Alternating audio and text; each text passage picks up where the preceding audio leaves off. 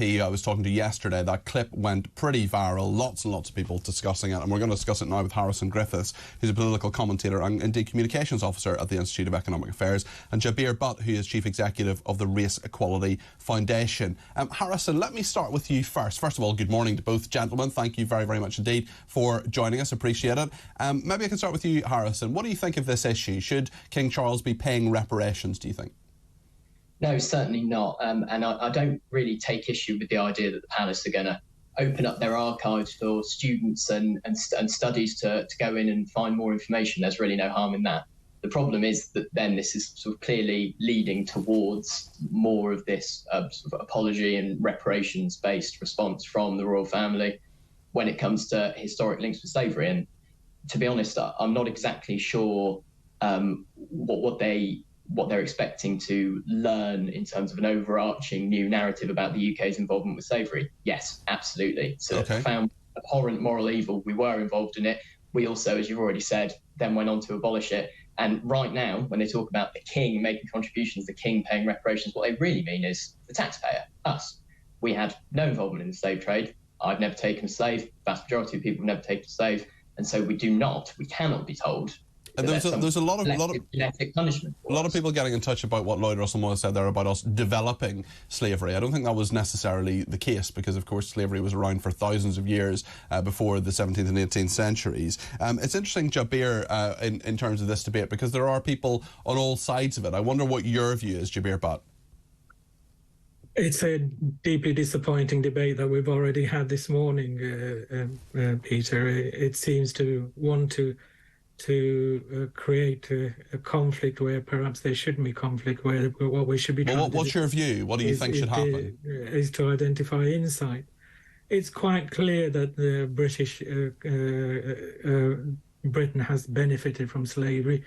If we talk about the sugar trade, if we talk about coffee trade, if we talk about the tobacco trade, many people benefited. The economy benefited, and we, as a country, benefited. I don't think there's anybody who says that. I don't think. Sorry to interrupt you, Jabir, but I don't think there's too many people who disagree with you in that Britain benefited from the slave trade. I think the quotes you've already had today seems to suggest that nobody thinks that we've benefited. Well, we've had viewers and listeners who have different views to yours, but I'm interested in reparations and what your view is on that. Maybe you could tell us that. Well, perhaps the real debate we should be having is that there are things that should be being done in the country today. We've had a Windrush scandal, which is meant that many people who've spent their whole lives in this country have had their rights removed and have actually been removed from this country. Jabir, I totally agree with you on the Windrush generation. Jabir, sorry to interrupt you. Jabir, sorry to interrupt you. I totally agree with you on the Windrush generation. I mean, a lot of what you said, I agree with. What I want to know is, should we pay reparations, yes or no? Well, that's one of the ways we can pay reparations, is to actually ensure that the Windrush scandal is addressed properly now. And this is something that should be done and should be addressed at this very time. This is a national scandal that has again highlighted the way we discriminate, ensure discrimination impacts Britain's black communities. And we're not dealing with that. So we're having this debate about whether the king is going to pay reparations or not, when we should actually be debating about how we're actually treating our communities currently and whether or not we can do better. We've had this ridiculous situation where a government commission report has suggested that there's a positive story to be told about the slave trade, yet at the same time that experience of discrimination in employment, that discrimination in the take-up of health services, that discrimination in the education system persists.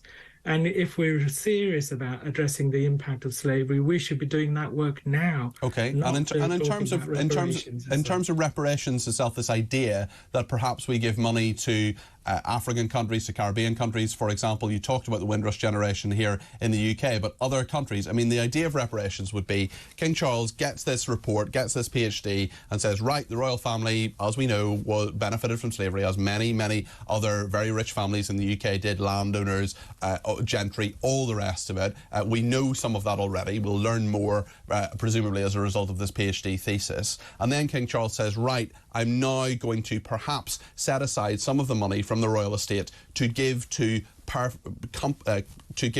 countries, to give to families, I mean, how should it be distributed? You're talking about the legacy of people here now, but what about people in other countries other than the UK, Jabir? Peter, you know from the start that the slave owners were compensated when slavery was ended. And you know that that compensation ran into millions of pounds if we put them at this. And it was the state that paid for that compensation. So it seems odd that when we start then talking about righting a wrong here without saying, oh, well, it's going to be too expensive, it's not possible, or there are other complications and so on. So yes, I think there is something to be done there. But we also got to remember that the king is an incredibly wealthy person as well. So if in the long run something ends up happening there, all well and good that he should put his hand in his pocket. However, it is also clear that the state has been benefited from it, and we need to be fess up to that. Okay, I mean, I think we're fessing up to it, but what should we do about it is the question. Harrison, what do you make of what you've heard?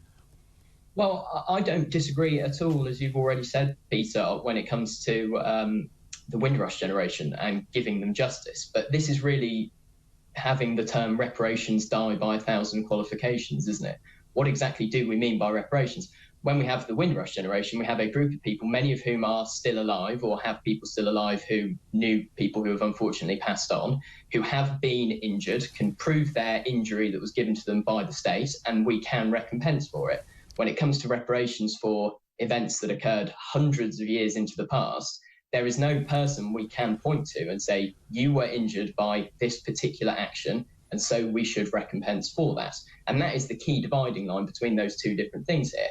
Absolutely, if there are people who are alive today who have been caused injury by virtue of their race or national origin, we should be very, very eager to give them justice. But of course, Harrison, there will be people...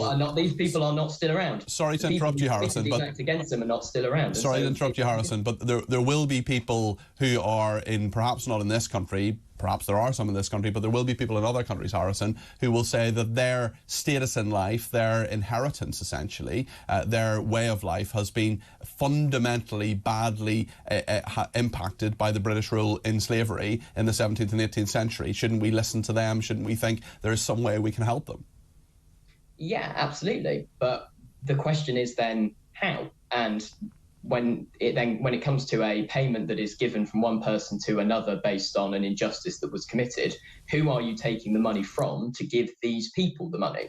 And nobody who is currently alive in the United Kingdom has ever partaken in the transatlantic slave trade. They are not responsible for the injustices that have been committed to other people hundreds of years into the past. Okay. It is a form of collective genetic punishment to try and have those people pay on the basis that they are from an island where the government that's not even around today and that was not consented to by me has committed certain acts of injustice. It's just profoundly immoral. Final word from Jabir. It's quite clear that the wealth many people enjoy today are derived from the slave trade, and now to suggest that it's hundreds of years ago misunderstands the history anyway. Just because slavery was stopped, it didn't mean that those people suddenly became free. They continued to live in terrible conditions for many, many years, and certainly into the 20th century as well. So let's stop creating this fiction that this was something that happened so long ago that none of us can remember or be held responsible for. There are people today who benefited hugely from it, and it shouldn't be a case that we somehow say that it's nothing to do with us. Harrison, very briefly in 30 seconds, if you don't mind.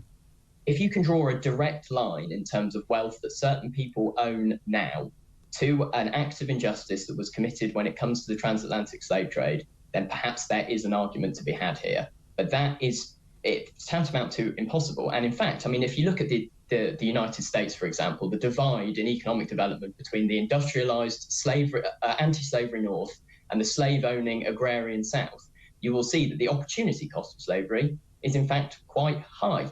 Development is negatively impacted. The people who get the benefits are a very concentrated small group of elites who own slaves.